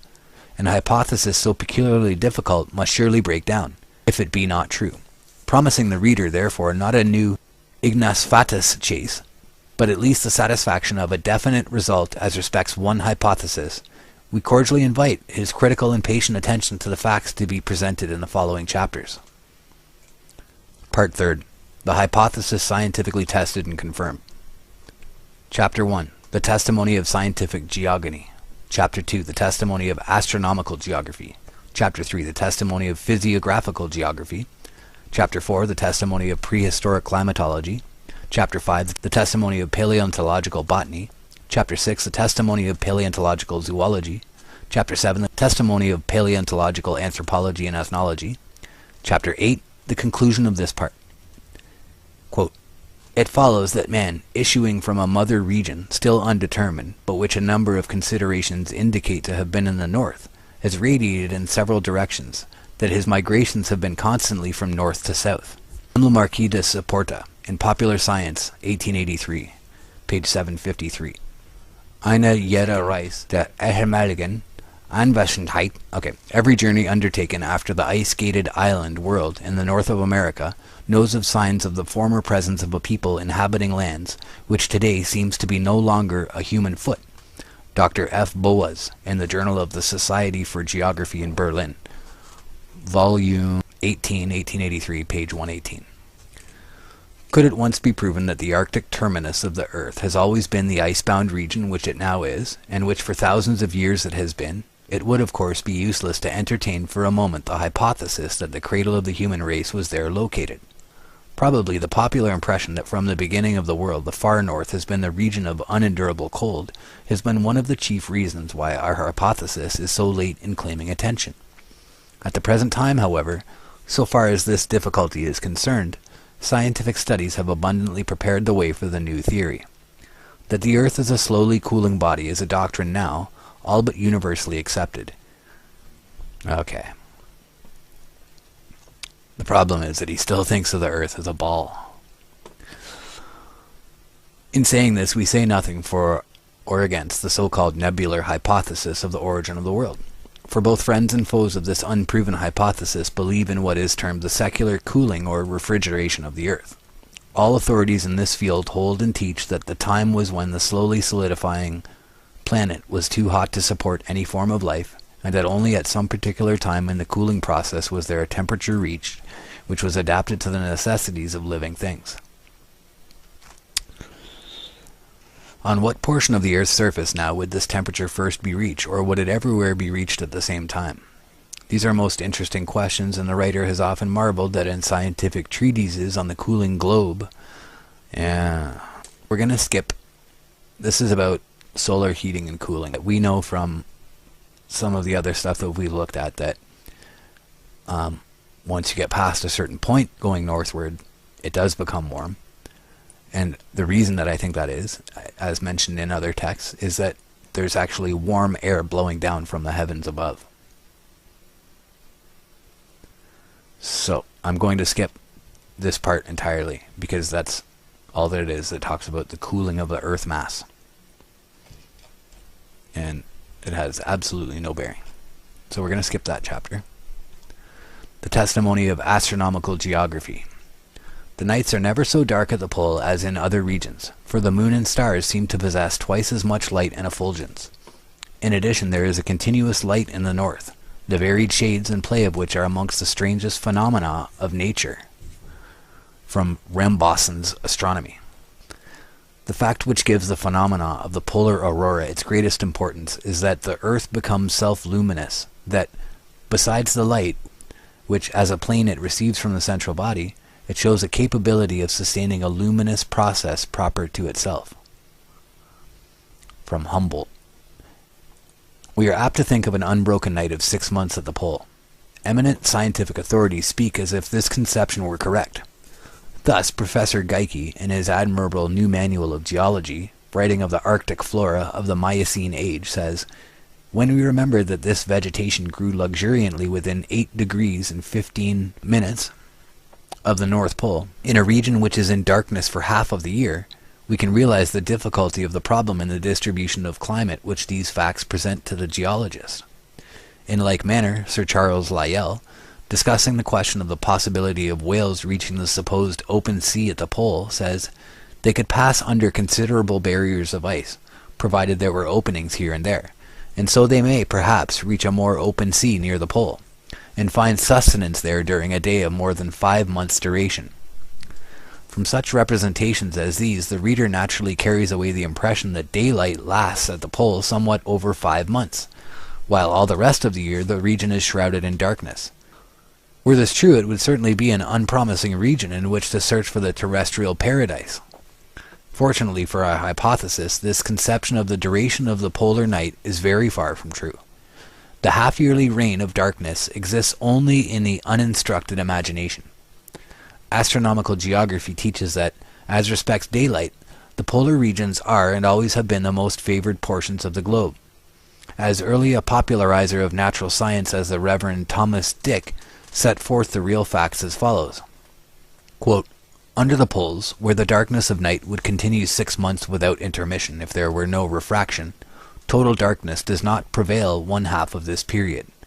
When the sun sets at the North Pole, about the 23rd of September, the inhabitants, if any, enjoy a perpetual aurora till he has descended 18 degrees below the horizon. In his course through the ecliptic, the sun is 2 months before he can reach this point, during which time there is a perpetual twilight. In 2 months more he arrives again at the same point, namely 18 degrees below the horizon, when a new twilight commences, which is continually increasing in brilliancy for other 2 months, at the end of which the body of this luminary is seen rising in all its glory, so that in this region the light of day is enjoyed in a greater or less degree for 10 months, without interruption by the effects of atmospheric refraction. And during the 2 months when the influence of the solar light is entirely withdrawn, the moon is shining above the horizon for 2 half months without intermission, and thus it happens that no more than 2 separate fortnights are passed in total darkness, and this darkness is alleviated by the light of the stars and the frequent coruscations of the aurora borealis. Hence it appears that there are no portions of our globe which enjoy throughout the year so large a portion of the solar light as these northern regions. Striking as is this account of the polar day, it is noteworthy that experience has repeatedly shown that the actual duration of light in high latitudes exceeds even the calculations of the astronomers. Thus, in the spring of 1893, the officers of the Austrian expedition, under Lieutenants Weyprecht and Payer, were surprised to behold the sun 3 days before the date on which he was expected to rise.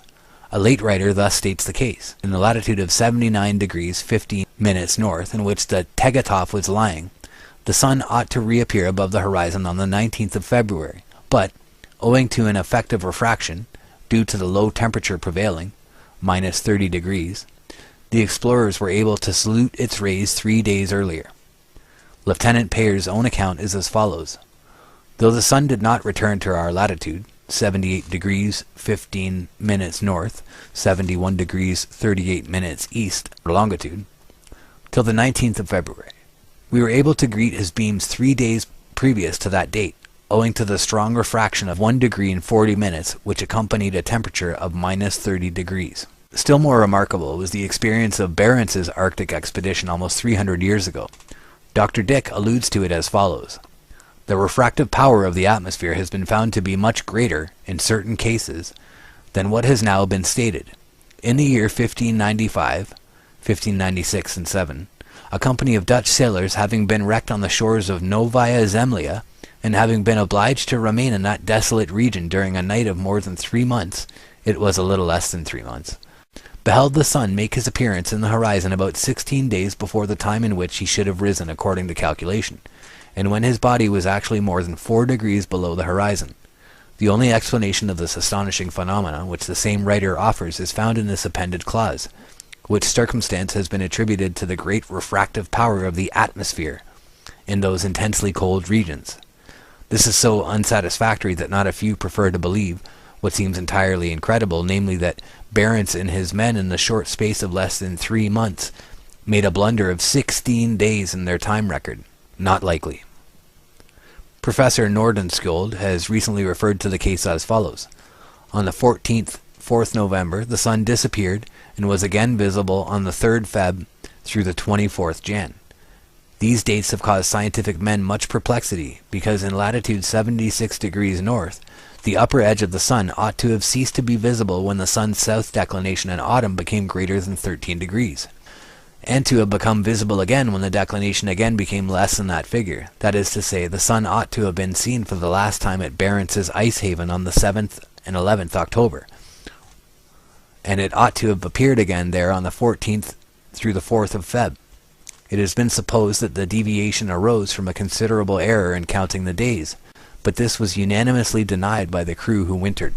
In a footnote he gives proofs which seem convincing that no such error can have been committed. But while these experiences of Barentz and the Austrians point to a duration of darkness at the pole of less than 60 days out of the 365, some apparently good authorities extend the period to 76 or 77 days. Thus Captain Bedford Pym of the Royal Navy of Great Britain makes the following statement. On the 16th of March the sun rises, preceded by a long dawn of 47 days, namely from the 29th of January, when the first glimmer of light appears. On the 25th of September the sun sets, and after a twilight of 48 days, namely on the 13th November, darkness reigns supreme, so far as the sun is concerned, for 76 days, followed by one long period of light, the sun remaining above the horizon 194 days. The year, therefore, is thus divided at the pole: 194 days sun, 76 days darkness, 47 days dawn, 48 twilight. Even according to this account, we should have at the pole only 76 days of darkness to 289 days of light in the year. In other words, instead of being in darkness little short of half of the time, as at the equator, one would be in darkness but about 1/4 of the time. As far as light is concerned, therefore, even on this calculation, the polar region is twice as favorable to life as any equatorial region that can be named. But whence this discrepancy amongst the astronomers? Why should some of them make the polar night 16 days longer than others? The simple answer is that they proceed upon different assumptions as to atmospheric refraction in the region of the pole. In our latitude, twilight is usually reckoned to begin when the center of the rising sun is yet 18 degrees below the horizon. Starting with this as the limit and counting sunrise and sunset to be the moments when the sun's upper limb is on the horizon, we arrive at the division of the polar year given by Captain Pym. But astronomers say that in England, twilight has been observed when the sun was 21 degrees below the horizon. To be entirely safe, some have therefore taken 20 degrees as the limit of solar depression, and reckoning with this datum, instead of the 18 degrees before mentioned, have found that at the pole the morning twilight would begin January 20th, and the evening twilight would cease November 21st. This would make the period of darkness but 60 days, and the period of light 305. Thus a difference of only 2 degrees in the assumed limit of solar depression at the beginning and end of the twilights makes the difference of 16 days in the supposed duration of darkness, which of the two calculations, writes an eminent American mathematician, is the more correct is known, I imagine, by no one. To us in the present discussion, the discrepancy is of very little moment. It is only a question as to whether the pole there is daylight 3/4 or 5/6 of the year. Both suppositions may be and probably are wrong. For if in tropical climates 16 or 17 degrees is said to be a sufficient allowance for the extreme solar depression, while on the other hand it is said in England to vary from 17 to 21 degrees, it certainly looks as though in yet higher latitudes the light of the sun might be discernible when its body is as much as 21 or 22 degrees below the horizon, and this would reduce the annual polar darkness to less than 50 days. This supposition is rendered the more probable by the fact that, while the expeditions already alluded to have found much more of daylight than their astronomical calculations had led them to expect, we have no offsetting accounts where the sun was weighted in vain. The final and authoritative settlement of the question can be reached only by actual observation. Among the fascinating problem whose solution awaits the progress of Arctic exploration, we must therefore place the scientific determination of the unknown duration of the polar day. In view of the foregoing, we are certainly safe in conceiving of the polar night as lasting not over 4 fortnights. During 2 of these, as Dick reminds us, the moon would be walking in beauty through the heavens and exhibiting all her changing phases of loveliness in unbroken successions. The other 2 would be passed beneath the starry arc of heaven, all of whose sparkling constellations would be moving round and round the observer in exactly horizontal orbits. In such a perfect and regular stellar system kept in view so long and so continuously, the irregular movements of the planets or wandering stars could not possibly escape observation. All their curious accelerations, retardations, conjunctions, declinations would be perfectly marked and measured on the revolving but chainless dial plate of the remoter sky. Dwelling in such a natural observatory, any people would of necessity become astronomers, and how magnificent and orderly would the ongoings of the universe appear when viewed from underneath a firmament whose center of revolution was fixed in the observer's zenith. After long months of unbroken daylight, how would one's soul yearn for a new vision of those stellar glories of the night? Nor would the moon and silent stars be the only attractions of the brief period during which the light of the sun was withdrawn. The mystic play of the northern light would transform the familiar daylight world into a veritable fairyland. In our latitude, the aurora borealis is a comparatively rare and tame phenomenon. In the highest Arctic regions, it almost nightly kindles its unearthly glories. In itself, it is lightning diluted and sublimated to the point of harmlessness. Sometimes these electric discharges not only fill the whole heaven with palpitating draperies, but also tip the hills with lambent flame, and cause the very soil on which one stands to prickle with a kind of life. But after all the glories of the night begin the greater glories of the polar day. Who, with any approach to adequacy, has ever described a dawn? What poet has not attempted it, and what poet has not failed? But if it be impossible to picture one of our brief and evanescent day dawns, who shall attempt a description of that surpassing spectacle, in which all the splendors and loveliness of 60 of our dawns are combined in one? No words can ever portray it. No poet's imagination, even, has ever given us such unearthly scenery. First of all appears, low in the horizon of the night sky, a scarcely visible flush of light. At first it only makes a few stars' light seem a trifle fainter, but after a little it is seen to be increasing, and to be moving laterally along the yet dark horizon.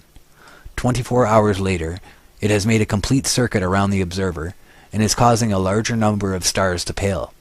Soon the widening light glows with the luster of orient pearl. Onward it moves in its stately rounds, until the pearly whiteness buds into ruddy rose light, fringed with purple and gold. Day after day, as we measure days, the splendid panorama circles on, and according as atmospheric conditions and clouds present more or less favorable conditions of reflection, kindles and fades, fades only to kindle next time yet more brightly, as the still hidden sun comes nearer and nearer his point of emergence. At length, when for 2 long months such prophetic displays have been filling the whole heavens with these increscent and revolving splendors, the sun begins to emerge from his long retirement, and to display himself once more to human vision. After 1 or 2 circuits, during which his dazzling upper limb grows to a full orb disk, he clears all hilltops of the distant horizon, and for 6 full months circles around and around the world's great axis in full view, suffering no night to fall upon his favored homeland at the pole. Even when at last he sinks again from view, he covers his retreat with a repetition of the deepening and fadening splendors which filled his long dawning, as if in these pulses of more and more distant light he were signaling back to the forsaken world the promises and prophecies of an early return. In these prosaic sentences we aim at no description of the indescribable. We only remind ourselves of the bald facts and conditions which govern the unpicturable transformations of each year-long polar night and day. Enough, however, has been said for our purpose. Whoever seeks as a probable location for paradise the heavenliest spot on earth with respect to light and darkness, and with respect to celestial scenery, must be content to seek it at the Arctic Pole. Here is the true city of the sun. Here is the one and only spot on earth, respecting which it would seem as if the Creator had said, as of his own heavenly residence, there shall be no night there.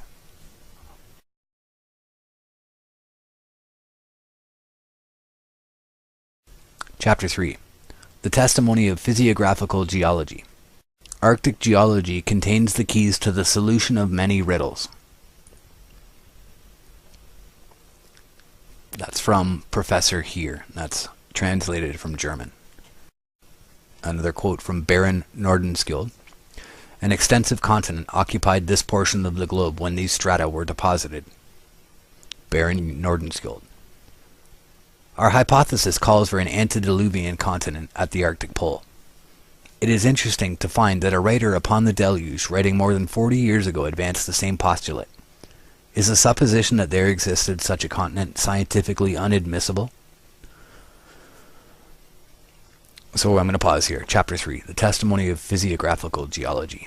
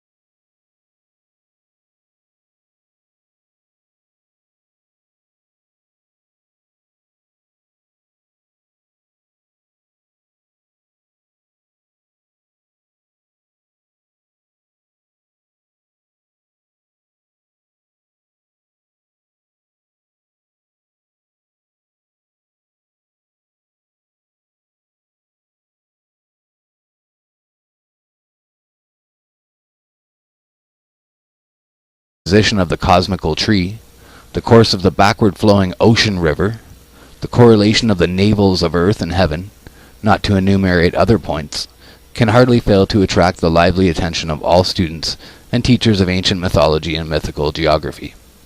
To teachers of Homer, the fresh contributions toward a right understanding of Homeric cosmology are sure to prove of value, and if in the end, the work may only lead to a systematic and intelligent teaching of the long-neglected but most important science of ancient cosmology and mythical geography in all reputable universities and classical schools, it will surely not have been written in vain. That the author has escaped all errors and oversights while ranging through so numerous and such diverse fields of investigation, many of which are but just open to the pioneering specialist, is too much to expect. He only asks that any such blemishes which a more competent scholarship may detect, or which the progress of new learning may yet bring to light, may not be allowed to prejudice the force of true arguments, but may be pointed out in the spirit of a candid and helpful criticism. In conclusion, the author respectfully commits his work for all truth-seeking spirits, not less to the patient investigators of nature than to the student of history, of literature, and of religion. Particularly would he commend it to all those yearning and waiting Königssonen, whose experience has been described by Hans Andersen in the words, "Once upon a time there was a king, a son. Nobody had so many and such beautiful books as he.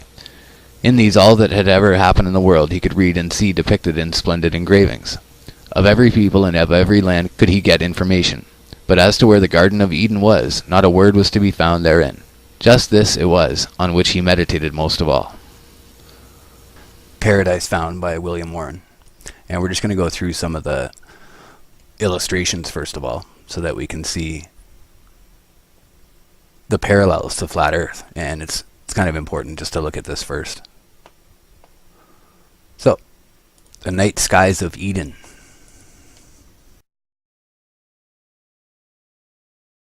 It is easy to see that a generation ago the demonstration here attempted could not have been given. Even 5 years ago, some of the most interesting and cogent of our arguments would as yet have been lacking. The interest which has so long invested our problem, and which has prompted so many attempts to solve it, was never greater than today. The lapse of centuries has rendered many other questions antiquated, but not this. On the contrary, the more the modern world has advanced in new knowledge, the more exigent has grown the necessity of finding a valid solution. Men are feeling as never before that until the starting point of human history can be determined, the historian, the archaeologist, and the paleontological anthropologist are all working in the dark. It is seen that without this desideratum, the ethnologist, the philologist, the mythographer, the theologian, the sociologist, can none of them construct anything not liable to profound modification, if not to utter overthrow, the moment any new light shall be thrown upon the mother region and the prehistoric movement of the human race. Every anthropological science, therefore, and every science related to anthropology, seems at the present moment to be standing in a state of dubitant expectancy, willing to work little tentatively but conscious of its destitution of the needful primal datum, and conscious of its consequential lack of a valid structural law. To the believer in revelation, or even in the most ancient and venerable ethnic traditions, the volume here presented will be found to possess uncommon interest. For many years the public mind has been schooled in a narrow naturalism, which has in its worldview as little room for the extraordinary as it has for the supernatural. Decade after decade, the representatives of this teaching have been measuring the natural phenomena of every age and of every place by the petty measuring rod of their own local and temporary experience. So long and so successfully have they dogmatized on the constancy of nature's laws and the uniformity of nature's forces, that of late it has required no small degree of courage to enable an intelligent man to stand up in the face of his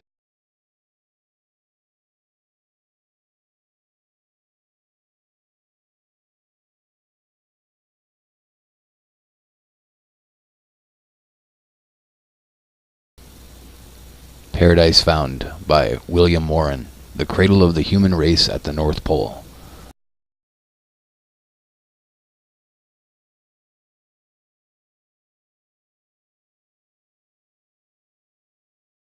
Diagram illustrating the true key to ancient cosmology and mythical geography. Compare page 479, the northern celestial pole in the zenith. AB, the axis of the heavens in perpendicular position, the axis of the earth in perpendicular position, the abode of the supreme god or gods, Europe, Asia, and the known portion of Africa, the earth surrounding the equatorial ocean river, and the abode of disembodied human souls, the abode of demons, the location of submerged Eden, the strength of the hill of Sion. This book is not the work of a dreamer. It is a thoroughly serious and sincere attempt to present what is, to the author's mind, the true and final solution of one of the greatest and most fascinating of all problems connected with the history of mankind. That this true solution has not been furnished before is not strange. The suggestion that primitive Eden was at the Arctic Pole seems at first sight the most incredible of all wild and willful paradoxes, and it is only within the lifetime of our own generation that the progress of geological discovery has relieved the hypothesis of fatal antecedent improbability. Moreover, when one considers the enormous variety and breadth of the fields from which its evidences of truth must be derived, when one remembers how recent are those comparative sciences on whose results the argument must chiefly depend, when one observes that many of the most striking of our alleged proofs, both in the physical and in the anthropological domain, are precisely the latest of the conclusions of these most modern of all sciences, his generation, and avow his personal faith in the early existence of men of gigantic stature and of almost millenarian longevity. Especially have clergymen and Christian teachers and writers upon biblical history been embarrassed by the popular incredulity on these subjects, and not infrequently by a consciousness that this incredulity was in some measure shared by themselves. To all such, and indeed to all the broader-minded among the naturalists themselves, a new philosophy of primeval history, a philosophy which for the alleged extraordinary effects provides the adequate extraordinary causes, cannot fail to prove most welcome. The execution of the plan of the book is by no means all that the author could desire.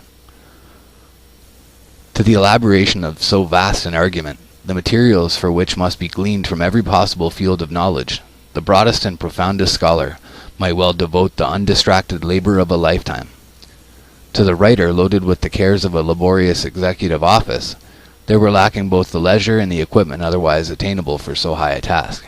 The best he could do was to turn 1 or 2 summer vacations into work time and give the result to the world. Of the correctness of his position he has no doubt, and of the preparedness of the scientific world to accept it he is also confident. To the foregoing remarks it may be proper to add that apart from its immediate purpose, the book has interest, and it is hoped value, as a contribution to the infant science of comparative mythology. By the application of the author's true key to an ancient cosmology and mythical geography, it has been possible to adjust and interpret a great variety of ancient cosmological and geographical notions never before understood by modern scholars. For example, the origin and significance of the Chinvat Bridge are here for the first time explained. The indication of the polocentric character common to the mythical systems of sacred geography among all ancient peoples will probably be new to every reader. The new light thrown upon such questions as those relating to the direction of the sacred quarter, the location of the abode of the dead, the character and position. What we'll notice is that that he was incorrect about the rotundity of the earth. He believed that the earth is round. But everything else, all the other information that he adds up in this, is perfectly in tune with flat earth cosmology. And actually it's amazing that he missed it. It's almost as though he put this together to throw people off of the flat earth. Because all the information in it, even when it points to flat earth, they try to twist it as though it doesn't